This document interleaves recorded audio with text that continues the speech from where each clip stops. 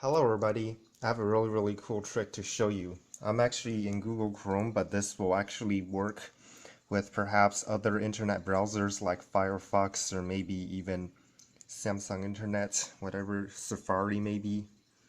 It will also probably work on iPads even though I'm using a Samsung tablet, but I'm not sure, but definitely works on any Samsung tablet or even Samsung phone with Google Chrome for this matter. Let's say you're browsing a tab.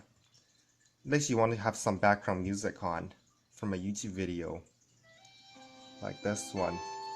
And you also want to browse your tab, let's say. You see how it automatically stops the music as soon as you go to your tab? Well, I'm going to show you how to have the background music video playing while you're browsing in a different tab. This is a really simple trick. It's actually a bit more complex, but what you want to do is go to a different video and then hit the back arrow button. As soon as you hit that back arrow button, go to the tab you want to browse in, so like this. And it will actually play in the background this time, as you can see. Pretty cool, huh? So yeah, I'm in a different tab, browsing with a YouTube music video playing in the background. So that's how you do it. So thanks for watching.